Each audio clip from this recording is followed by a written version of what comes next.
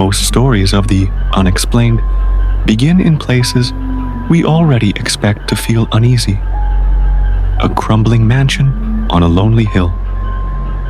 A graveyard swallowed by fog. An abandoned hospital where the halls echo long after midnight. But sometimes, the most unsettling stories begin somewhere far more ordinary. A place filled with routine, with noise, with people who believe nothing supernatural could ever happen there. In tonight's true paranormal case, our story begins inside the humming steel walls of a factory, a place where conveyor belts rattled endlessly, through long fluorescent corridors, where steam rolled slowly along the ceiling pipes, where the air was thick with the scent of salt, broth, and metal. A place where thousands of cans passed down the production line every single day.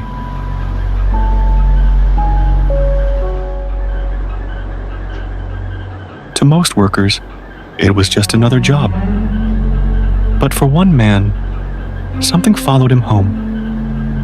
And years later, inside an old farmhouse at the edge of a quiet rural road, two small figures were found sitting together in silence. Two dolls, placed carefully side by side, dressed in matching red and white, inspired by the smiling children once printed on soup cans across America. But these dolls were different, because wherever they went, something seemed to follow. Soft footsteps in empty hallways, two knocks on closed doors, childlike laughter echoing from rooms no one had entered, and one rule repeated again and again by those who encountered them: never separate them, because the moment they are apart, something begins looking for the other. Tonight's file follows the strange history behind these objects, the man who tried to hide them, and the whispers that still surround them today. This is the chilling case of the Campbell's Soup Siblings, case file C1972RT.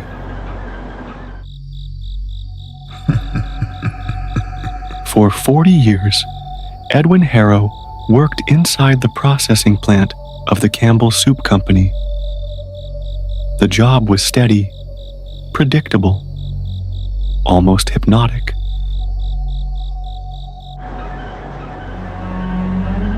Conveyor belts rattled endlessly through the facility. Steam rolled along the ceilings.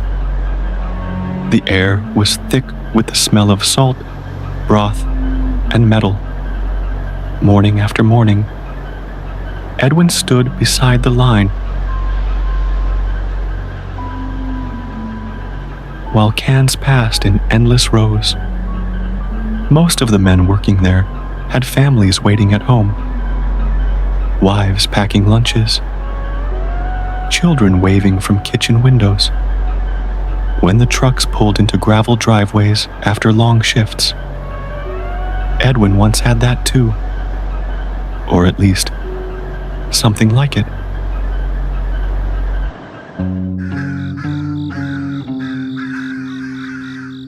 Edwin lived miles outside town. His farmhouse sat alone at the end of a quiet rural road. Built sometime in the early 1900s, the place had strong bones, but tired walls. Winters pressed hard against the windows.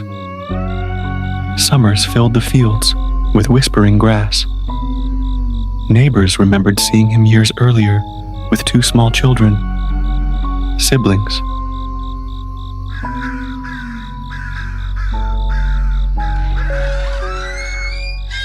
They were never seen apart. They rarely spoke.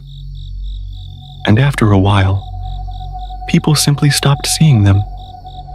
When co-workers asked Edwin about his family, he would shrug. Kids grow up, he would say. But no one ever saw the siblings grow older, and no one ever saw them leave. Over time, Edwin became quieter, then stranger. At the factory, workers occasionally noticed him talking under his breath while the machines roared around him. Please, I'm trying to work. Sometimes, he would stare at empty spaces beside the conveyor belts. His lips moved, as if he were answering someone standing there. Years passed. Eventually, Edwin retired, and he disappeared almost entirely into the farmhouse. That was when the isolation began to show. The first sign something was wrong came from the mailbox. At first, it was just a few envelopes. Then, a week's worth. Soon packages began piling on the porch. Groceries delivered, but never taken inside. Catalogs curling in the rain. Eventually, the front steps looked like a place someone had forgotten, but the farmhouse sat too far from town. And Edwin had never been very social, so no one noticed. At least not right away. A former co-worker named Dale stopped by one afternoon. Edwin had asked him weeks earlier about a spare part for an old tractor. When Dale pulled into the driveway, the first thing he noticed was the porch. Boxes, newspapers, mail stacked nearly a foot high. Something felt wrong immediately. He knocked. No answer. He knocked again. Still nothing. But as Dale stepped off the porch, he heard something faint from inside. Running water. The door wasn't locked, so he pushed it open.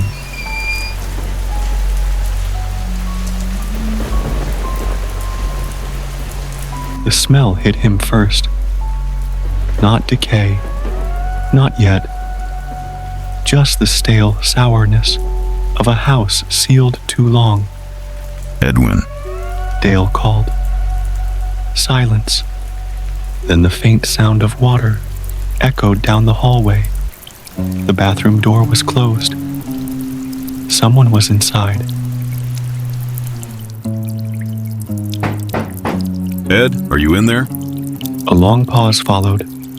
Then a thin voice answered from behind the door.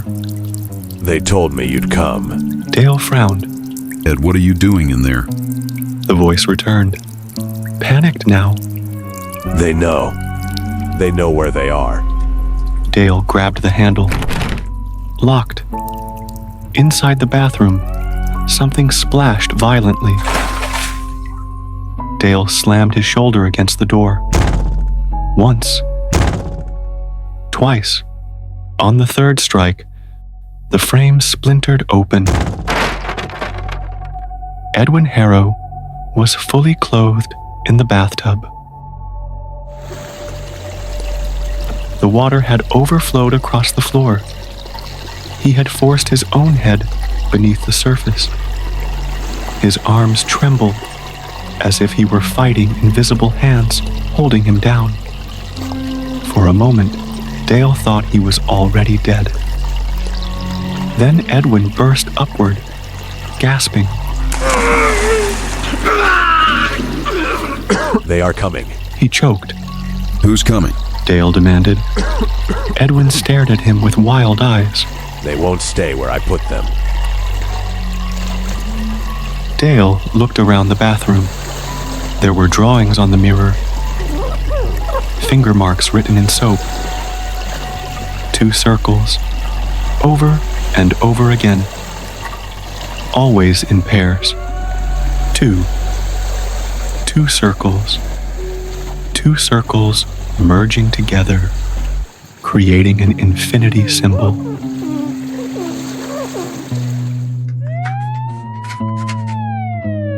Paramedics arrived shortly after Dale called for help. Edwin resisted violently when they tried to remove him from the house. He kept pointing toward the staircase.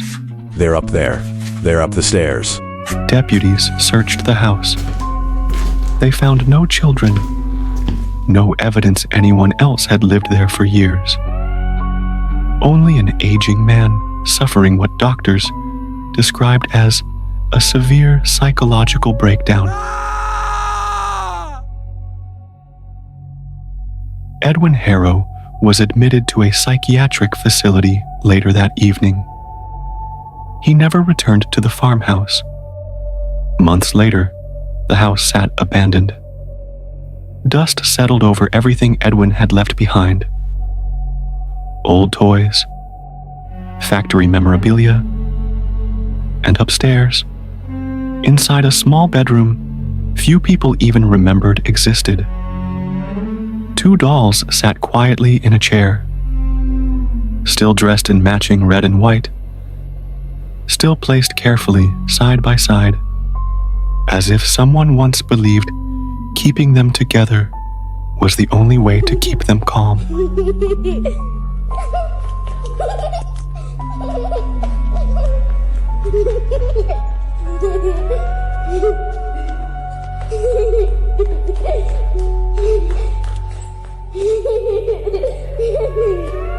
Nearly 20 years later, the farmhouse was finally cleared for an estate sale.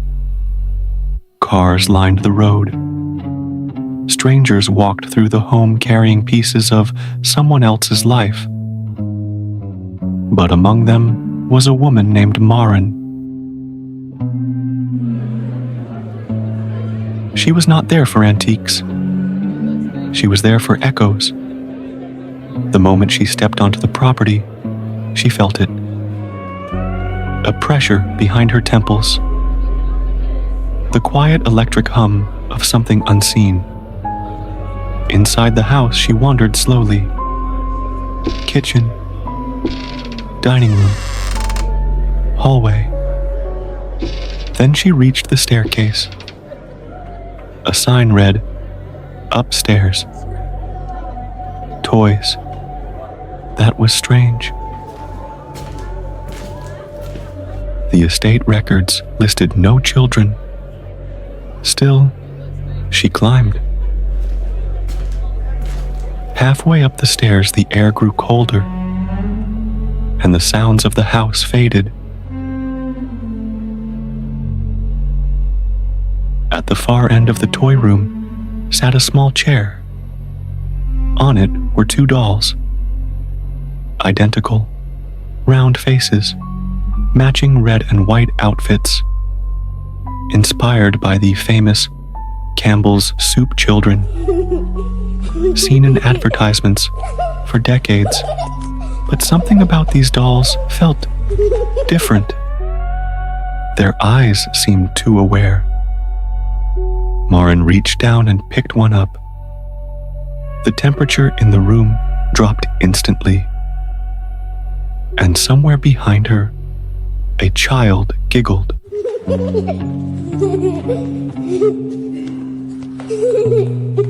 She froze. The room was empty, but the presence remained. Then something brushed past the wall in the hallway. Soft, childlike, a whisper touched her ear. Take us. Maren nodded.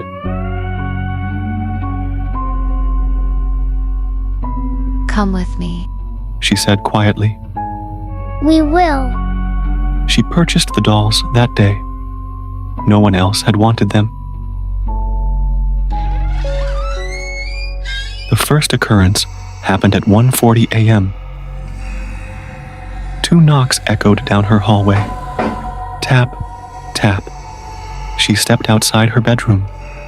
The dolls sat in a chair exactly where she had left them. but the closet beside them was slightly open. Inside the darkness, two small silhouettes stood side by side, watching. Then they vanished.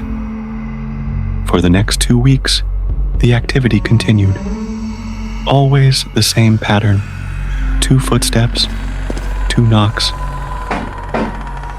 2 whispers, and occasionally 2 shadows walking together through the hall.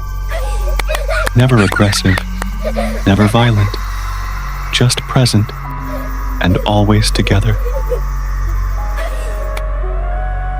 Eventually, Marin contacted a regional paranormal investigation team specializing in haunted objects. When the investigator arrived, she explained everything: the knocks, the voices, the rule: never separate them. The investigator placed the dolls into a padded transport case. Just before closing the lid, a faint sound came from inside. 2 small knocks. Still together.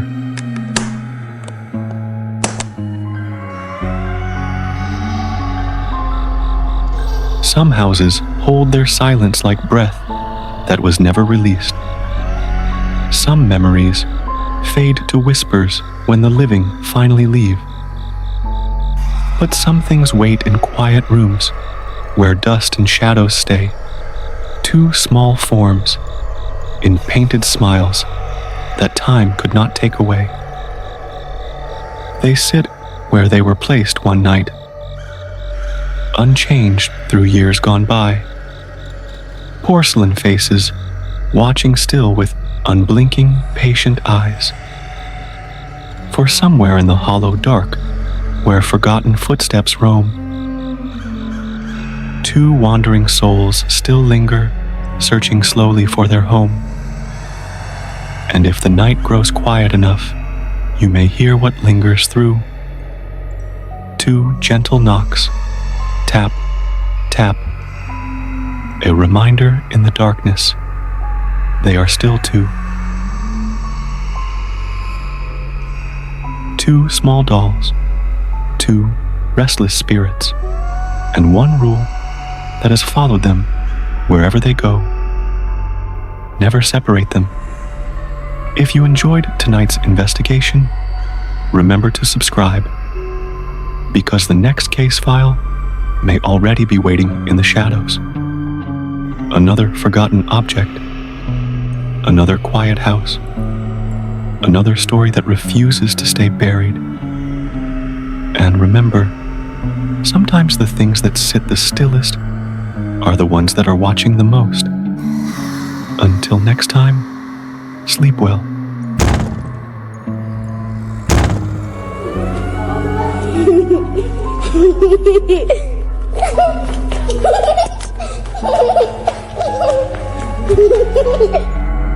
Thank you for watching.